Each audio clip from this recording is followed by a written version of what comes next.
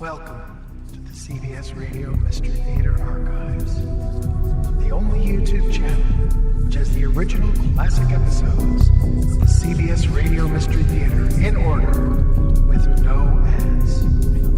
Thank you for listening, and now, enjoy the show.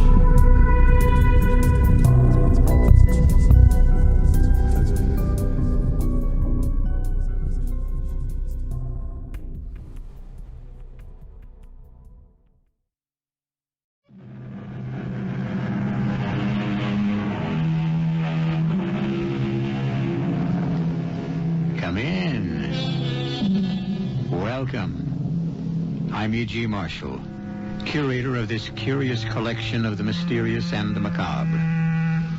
We are told that the Lord created man in his own image. Therefore, it must follow that each of us is an image of the Lord. And since we are so various, so different in shape and size and color, you would think it presumptuous for any one person to say, "Behold, what I look like is the only true image of the Lord." And yet, so many people do that very thing. Who is that man, Ben? Him? Oh, he's just one of my slaves, my houseboys. What a remarkable person. Remarkable? How? Just an ordinary, no-account, shiftless... Oh, no, don't say that. Well, but it's true. I see a grandeur, a nobility. Ah, you northern abolitionists. You keep seeing things that simply do not exist. I tell you, that young man will move mountains. Hey, Bob, you sure you ain't sick?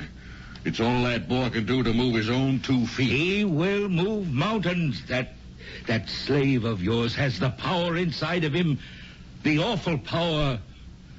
Ben, I can sense these things.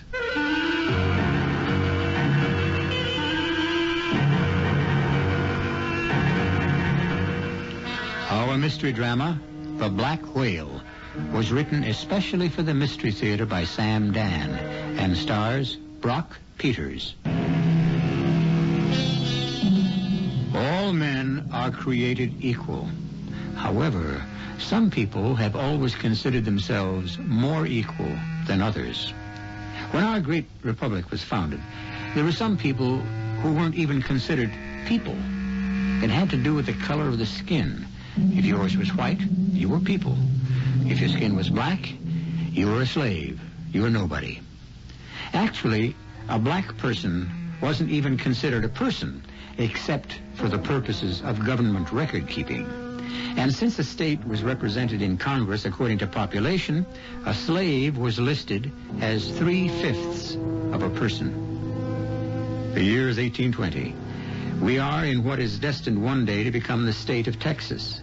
Colonel Benjamin Borders, a wealthy farmer, is entertaining an old friend from the East. There is another person, or we should say, a non-person, in the room. His name is Jim. He is one of the house slaves. And this is to be his own story.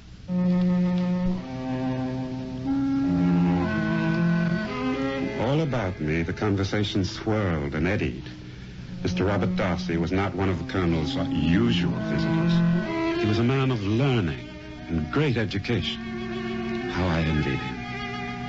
And I stood there listening because that man spoke of such fantastic things. The power of the mind, Ben. The power of the mind can move mountains. Oh, really? I'd settle for a more simple kind of proof. I'd like to see somebody's mind make that wine bottle lift itself up and pour its contents into my glass. Under proper conditions, the right kind of mind could do it. And speaking of wine, your glass is empty. Jim! Yes, sir. You wool gathering again, boy? No, sir. Weren't you trained? You know better than to leave a man's glass stand unfilled before him. Yes, sir. Well, pour the wines. Mr. Darcy to die of a thirst in my house? Oh, Ben, I see you've been reading the books I sent you. Oh, well, no, Bob. I'm sorry to say I ain't had a chance. Somebody must have been reading the books. The pages are cut. Well, nobody could read them, Bob. There's just me and the slaves in the house here. Well, do any of your slaves read? You ain't serious, Bob. You can't be serious. How could a slave read? If he were taught, he could learn just like anyone else. Up in New York, Boston, I've met freed slaves who could read and write. Well, yeah, but it was a trick. A trick? Oh, you can teach a parrot to talk, can't you? It's all a trick. The young man who waited on us. Oh, Jim? He appears to be extremely intelligent. Well, that shows you. He's the dumbest one of all. There's a boy who just can't do nothing. His mind seems to be on something else. He's in another world, Ben, a world of his imagination. Pure and simple wool gathering. No. I sense something else. Yeah, you do? What? Power. Power? The power to move mountains. You all right, Bob? Poor boy, he's like a whale. A whale?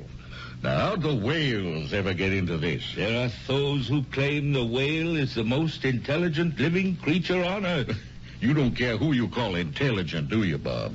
First blacks, and now whales. But you see, the whale is the captive of his physiology and his environment. He has no way to express his intelligence. He has no hands. He can't build. He can't live on land. He's a prisoner of the water. You're getting too deep for me, Bob. I'd like to help that young man. Help him? How? Send him to college. College? Bob, I believe you've gone mad. But don't worry. I'm your friend. I'll keep your secret.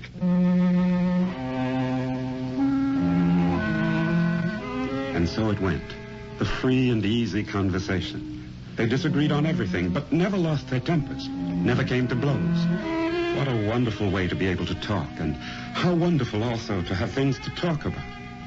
Would I ever be able to talk like they did? Would I ever have anyone to talk to?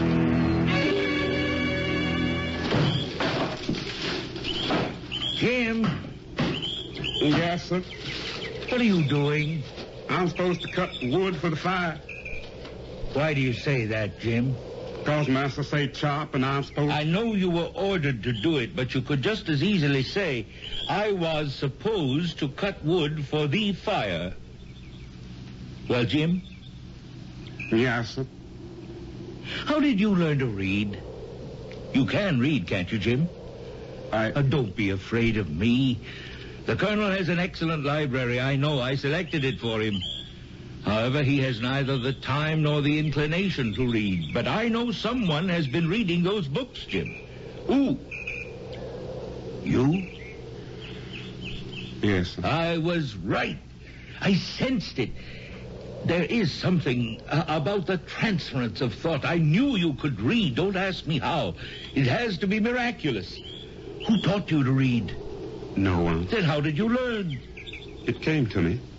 The books bound in bright red, in rich brown leather.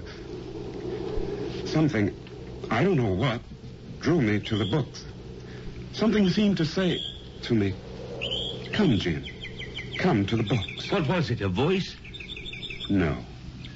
It was a desire. But the markings in the books were so mysterious, so hidden. Will they always be kept from me, I asked. And then I saw a picture of a pistol.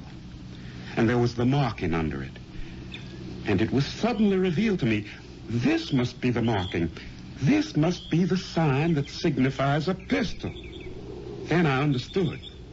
There is a sign, a word for everything. Jim, that's remarkable. Is it? It's amazing. What a fantastic accomplishment. You should be so happy. Why? Because you've achieved such a tremendous victory. Have I? Or have I become a whale? Yes, I have listened to what you said about whales. What good does my learning bring me? Like the whale, I can only flounder aimlessly and endlessly, to no purpose. What can I do? Where can I go? Jim, you come with me right now. But Massa says I'm supposed to chop wood. I want to see the look on Ben Border's face. You drop that axe and come with me.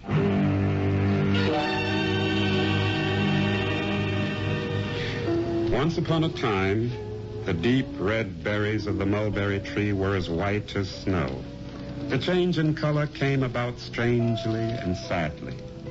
The death of two young lovers was the cause. Pyramus and Thisbe lived in Babylon, the city of Queen Semiramis. Well, I'll be. Now, open another book, Jim, to any page. The Theorem of Pythagoras. It's a trick. Open this book, Jim. Sweet are the uses of adversity, which, like the toad, ugly and venomous, wears yet a precious jewel in his head. I still say it's a trick. That book, Jim. All right. Now, Bob, how you doing this?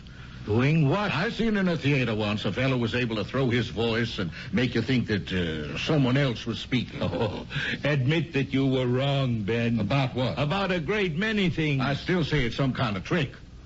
What are we going to do about Jim? Do about it? A man with his brain, can you force him to live out his life as a beast of burden? Well, hang it, Bob. What am I supposed to do? Sell him to me.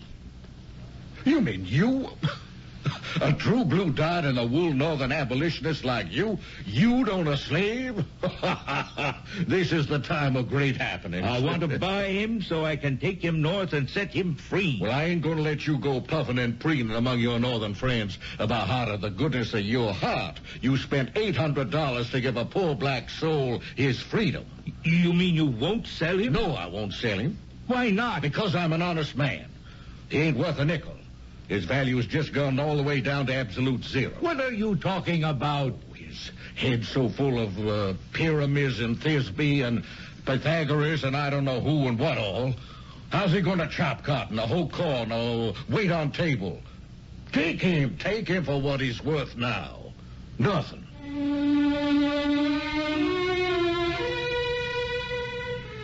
I could hardly believe it. It was like a story in the Bible. And it came to pass, and now it had come to pass for me. I was to go north, to freedom. Freedom. Soon, that great day finally dawned, when I could leave the farm and slavery forever. And I hitched the horses to the carriage, as I had done so many times before, but this time, I was going to ride in it, too. And we started out for Santa Lucia, a small port on the Gulf of Mexico, where we could take a boat to New Orleans, and from thence to St. Louis, and Cincinnati, and Pittsburgh, and Philadelphia, and New York, and finally Boston. Those names, those great ringing names. Is it much farther to Santa Lucia, Ben? Oh, about 2 hours. Well, I guess this is goodbye. Goodbye forever. Oh, I don't know, Ben. We could still... Oh, it's a long, long trip. And we neither of us growing younger. No, we're not. I'm glad our friendship lasted, Bob. Despite everything, we remain friends. Good friends. That's why I gave you Jim. To remember me by. Ben, what's that? A cloud of dust moving very quickly toward us. Oh, it's men. Men on horses. Who are they, soldiers?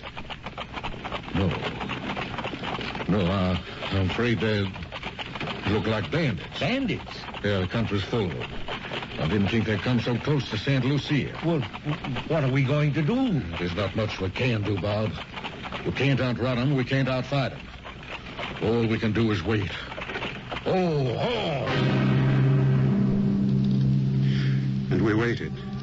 And as we stood there motionless and watched the cloud of dust grow larger and heard the approaching thunder of horses' hooves, something bright and happy inside of me suddenly became dark and sad. I knew I wasn't going to be free. I wasn't going to Boston with Mr. Darcy, because Mr. Darcy had a gray look in his face, the look that people get just before they die.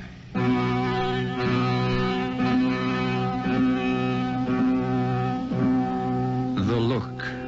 In the old days, they used to say a man who was about to die had a certain look on his face. It was supposed to be the soul getting ready to leave the body. The soul waiting for the moment of release. Is Mr. Darcy going to die? Why? How? And if he does, what will happen to Jim? Well, nothing will happen to anyone until I return in a few moments with Act Two.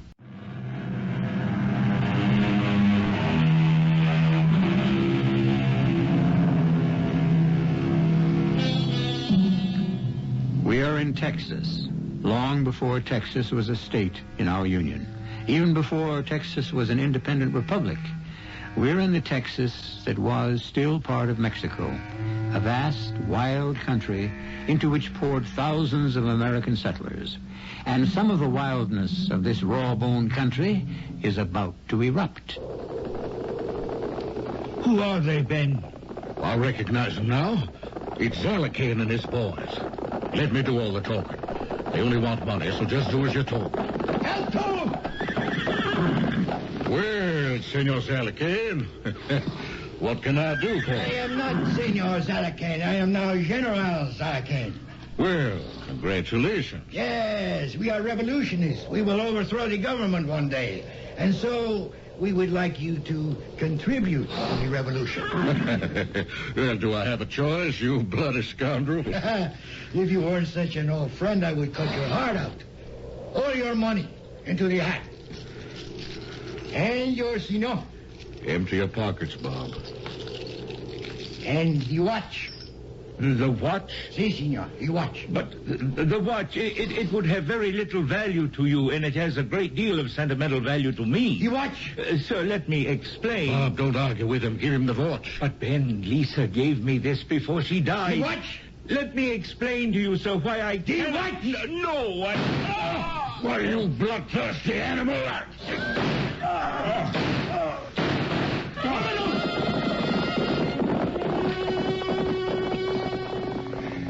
It only took a second, but my dream was shattered and in ruins. Mr. Darcy was dead.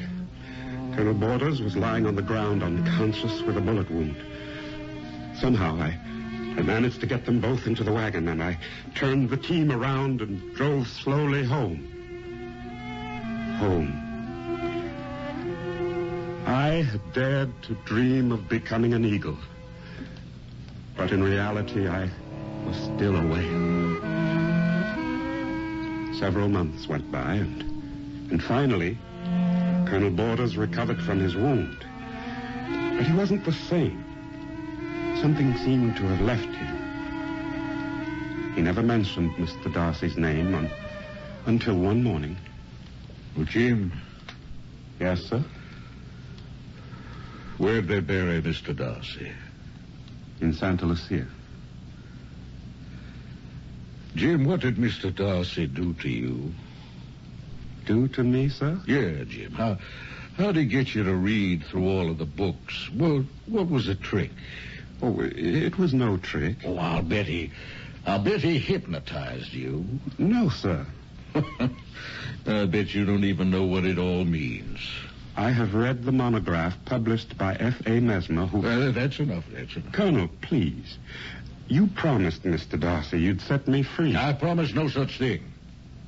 I promised to sell you to him for nothing. Well, that's the same thing. He was my best friend. My only friend.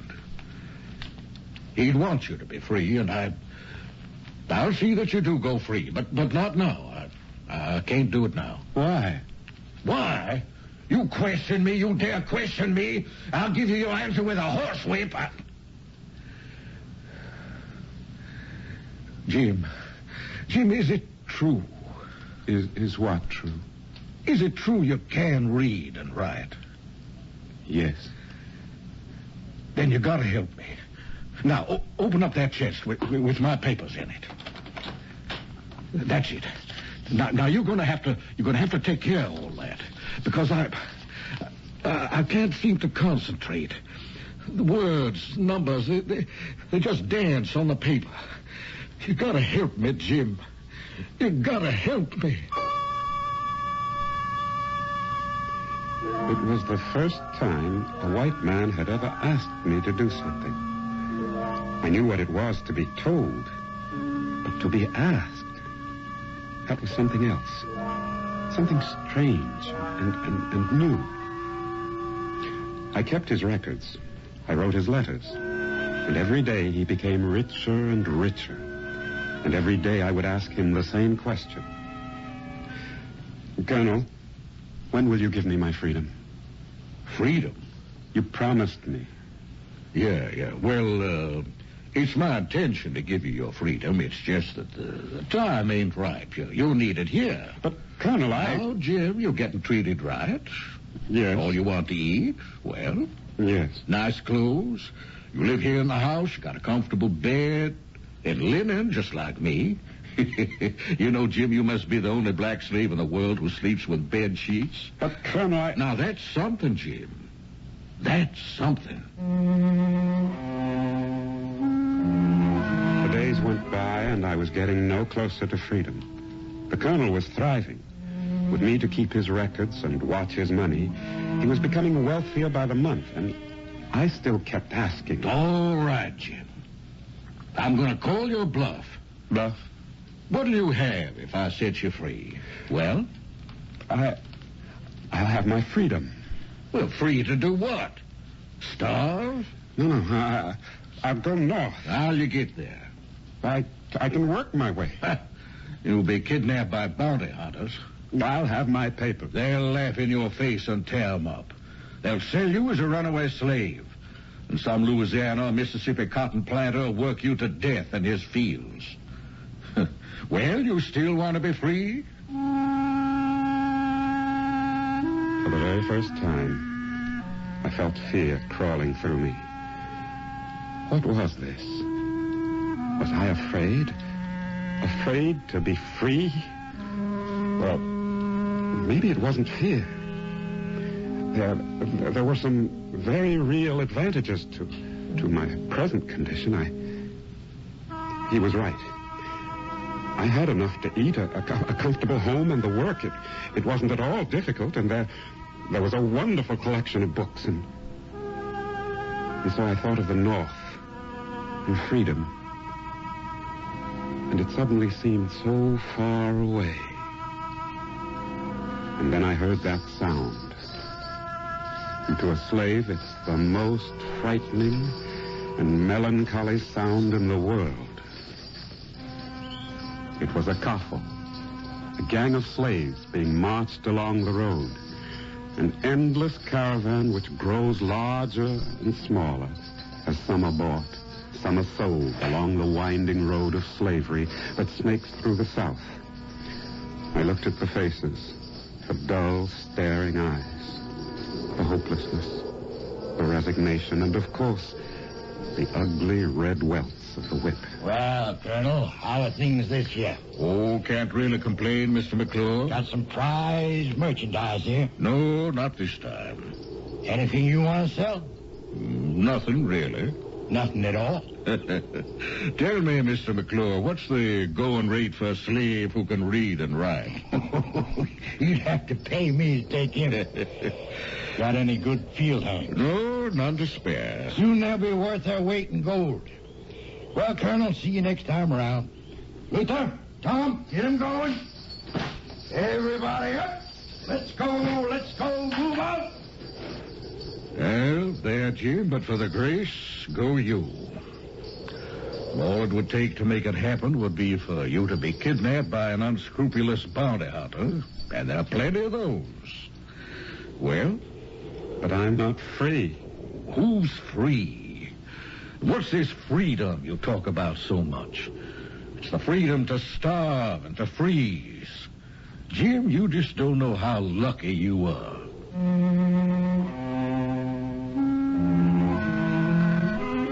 Maybe I didn't.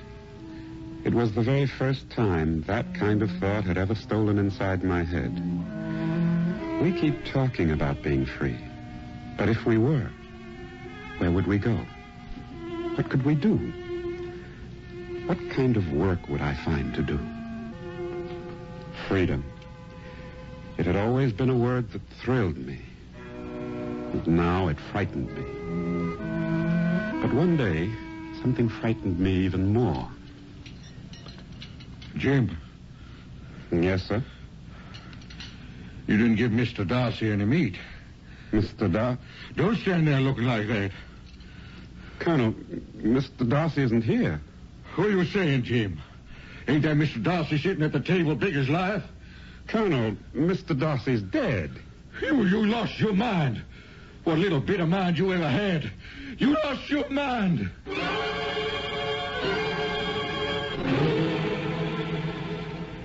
Jim, what am I doing here in bed? You're sick, Colonel. You fainted. I feel hot and dizzy. I can't move my whole right side. Jim, what's the matter with me? Well, I looked it up in the book. You have what they call a stroke. What? Something happens to the blood. It doesn't flow freely. Freely? What happens? Well, sometimes you get better. And sometimes? You don't. Jim, ride into Santa Lucia. Bring back the doctor. Colonel, the doctor can't help you. He's got to help me. He's a doctor. I read in the books that there's nothing anyone can do. Oh, what do you know about it? I've read as much as any doctor, and I tell you... Now, Jim, you go get me that doctor. I'll tell you what I'll do. I'll sign the paper that sets you free. Now, how's that, huh?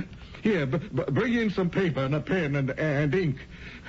And while you're gone, I'll write the document. Now, you hurry, Jim. You hurry.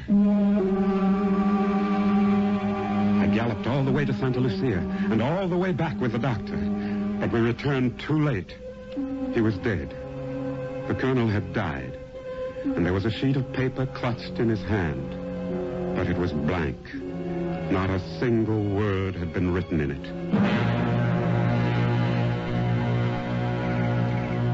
Good morning, ladies and gentlemen. We're now selling the estate of our dearly beloved and recently departed friend, Colonel Benjamin Borders.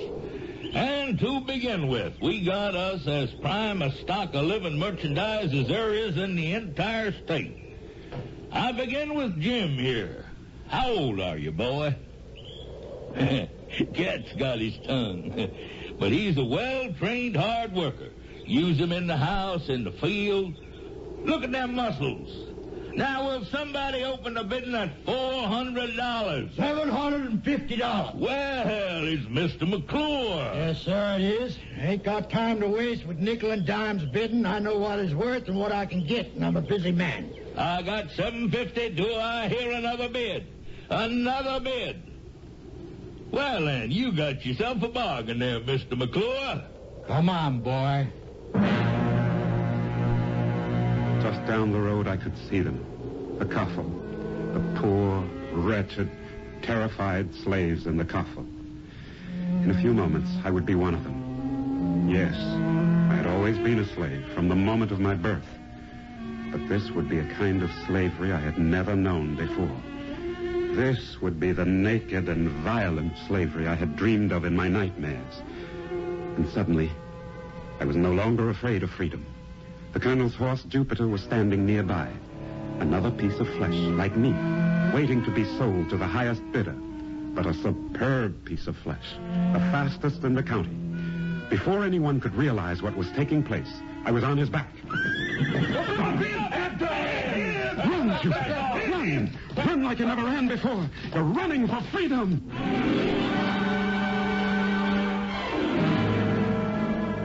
Freedom. The magic word. But where is there to run to? The North, the friendly North, is so many thousands of miles away. And all around is dangerous country, and even more dangerous men. Freedom. It's a long way off. But the longest journey always starts with the very first determined step. I shall return shortly with Act 3.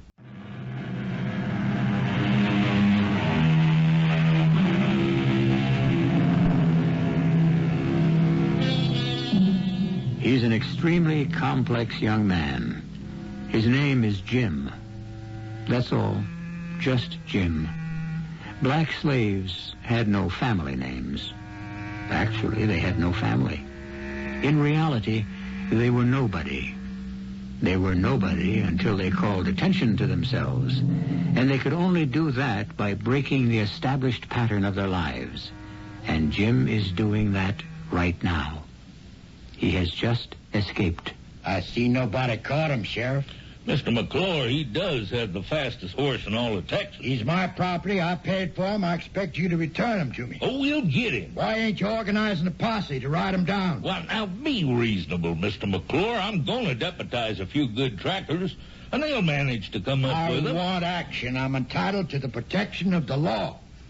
I've never seen a finer piece of flesh in all the years I've doing business.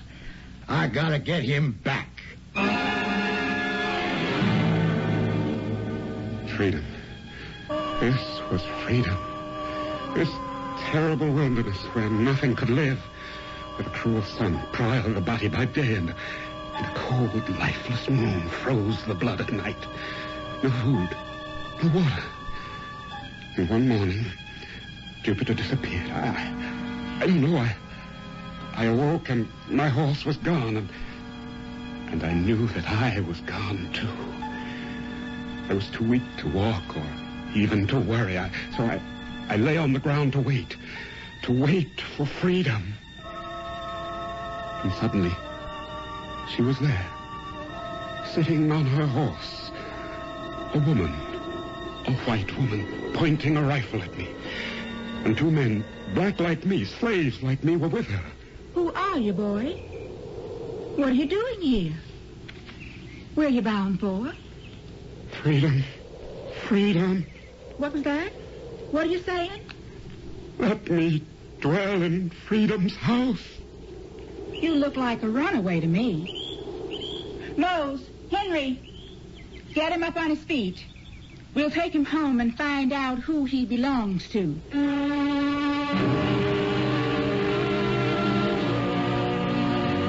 Let me dwell in freedom's house and let them call me freedom's child. All right now, that'll be enough of that. Solitudinem fecant pacem appellant. They make a desert and call it peace, but there is no peace. No peace in the desert. All right, you're crazy. But you're smart enough to eat. I see you cleaned up that plate. I kept the books. I did the accounts. I wrote the letters. I paid the bills. You're crazy in the head from the sun. Let me keep your books, ma'am. What are you saying? Let me teach your children Latin and grammar and algebra. Oh, I don't want him to catch me. He'll hunt me down. Who? Who's going to hunt you down? He has a whip. He holds a whip in one hand and a chain in the other. Save me. Save me from him. I'll make you rich, rich. There was a broiling sun and a freezing moon and a black whale drowning in a sea of desert sand. And then the sun set and the moon went down and the black whale suddenly became a black man. And he was lying on a pile of straw in a small, dark hut. And a white woman was standing there, looking down at him. Well, boy, you look a lot better. Yas'm. You sound a lot better, too. Where'd you learn how to talk like a Yankee gentleman? Please, Missy, I don't mean no harm. Yes, Henry? What do you want? Miss Jenny, ma'am, a gentleman to see you up to the house. To see me? What about? It's Mr. McClure, ma'am. Oh, Mr. McClure. So you're running away from Mr. McClure. Yes, ma'am. I knew you was a runaway. I knew it. Please, ma'am, don't give me up to Mr. McClure. And why shouldn't I? Please, I'll die. Hide me. I'm not just an ordinary field hand. I'll work for you the way I did for Colonel Borders. Don't turn me over to Mr. McClure. Did Mr. McClure pay for you? Well? Yes, ma'am. Then he's your master. And it's my duty as a law-abiding woman, as a religious woman, to return you to your legal, rightful owner. You call yourself a law-abiding religious woman. But what laws do you follow? What religion do you obey? Who gives you the right to treat me like an animal? Look at me. Look at me. You ignorant, arrogant woman. I'm a man. I'm a man like your husband, like your father, like your son. I have the same heart, the same blood, the same soul. Henry, shut his mouth. Inasmuch as you have done it to the least of my brethren, you have done it unto me. I said shut his blasphemous mouth. Henry, don't you dare let him leave this hut. Henry? No, I knows what you're going to ask me. Just don't, that's all. I've got to escape. Oh, Miss Jenny, scare me alive. You'll kill me. Mr. McClure, kill me. Yeah, you better off dead. We're all better off dead. No. We're better off free. Don't you worry none about it, boy. You'll be free soon enough.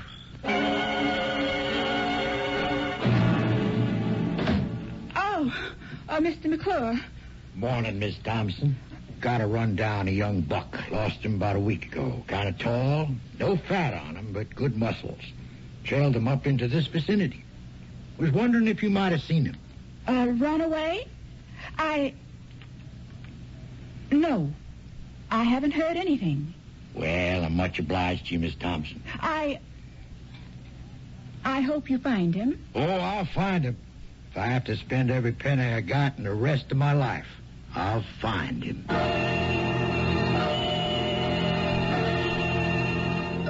I ought to have you hanged. Better, burned as a witch. Why do you say that, ma'am? Why? Because you bewitched me. You have a strange power. Somehow, you prevented me from telling Mr. McClure you're here on my property. What did you do to me?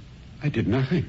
I was ready to tell him you were being kept here, and the words refused to come out. You cast a spell on me. No.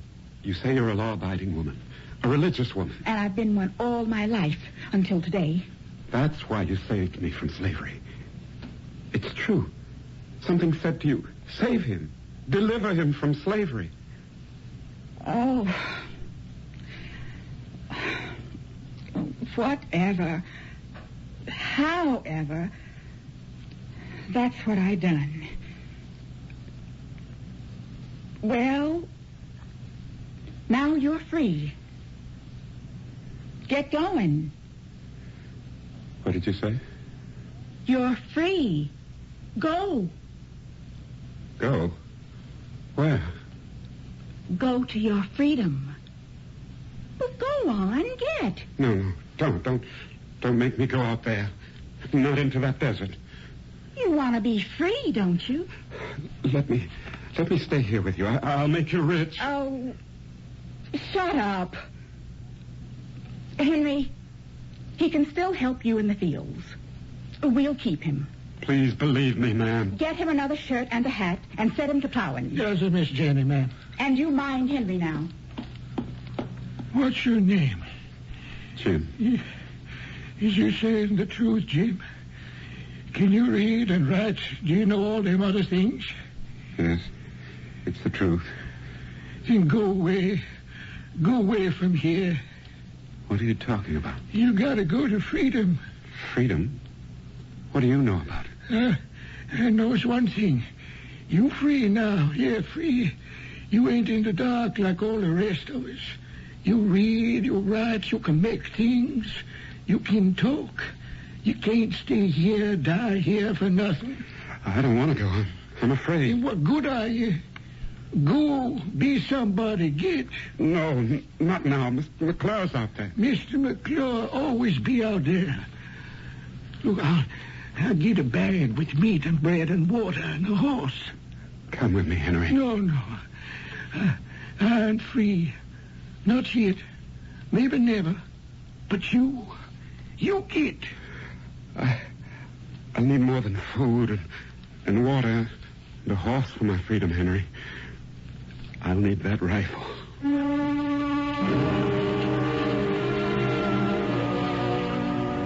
It was a wild, arid wilderness.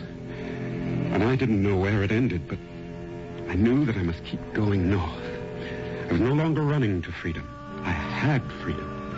I was a free man seeking a free people. I was busy with my thoughts, so I didn't see him there waiting, sitting on his horse with the gun in his hand, until I was almost upon him. All right, boy. Drop that horse, because I'm going to whip you to within 1/2 inch of your life. You're not going to whip anybody. Get off the horse. No. No. I warn you, don't you reach for that rifle, boy. You hear me? I heard you. I can pull this trigger before you can even level that gun. You can, but you won't. Don't try me. What good am I to you, dead? Take your hands off that rifle, I'll blow your head off. You won't blow the head off of $750. Drop your rifle. You better shoot me now, quick, while you still have the chance. You can't do it. You just can't believe I dare to kill you. And you won't. You know you'll be hunted down like an animal. But I am an animal. You can't believe what you're seeing. A black man who dares to point a gun at you. Now, you ain't stupid. You know you can't get away. But it has to begin. Somewhere, sometime, with somebody. Just put the gun away. You're only making it worse. No. Get off that horse. Move aside. Goodbye to you, Mr. McClure. It had to begin somewhere, sometime, with somebody.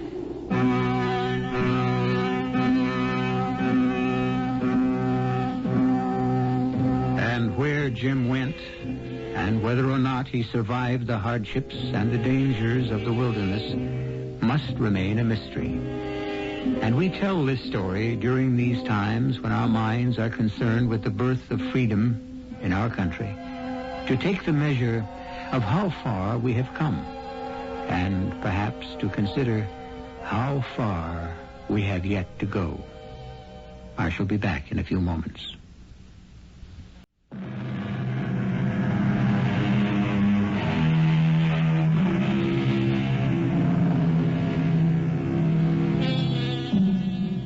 The whale swims endlessly, the prisoner of the sea. But how many millions of whales there must be in our midst, in our own world? For there are other cruel seas that act as a prison. Ignorance is a sea, and poverty is a sea, and superstition is a sea, and hatred is a sea. And until a way is found for all men to emerge from these cruel seas, all of us are in danger of drowning. Our cast included Brock Peters, Bret Morrison, Lynne Hamilton, Marvin Miller, and Ken Lynch. The entire production was under the direction of Hyman Brown. This is E.G. Marshall inviting you to return to our Mystery Theater for another adventure in the macabre. Until next time, pleasant dreams. I hope you enjoyed this episode of CBS Radio Mystery Theater. If you've enjoyed this and want to hear more, please subscribe to this channel. You can also visit my other YouTube channel by searching Mr. Brian McCarthy in the YouTube search bar.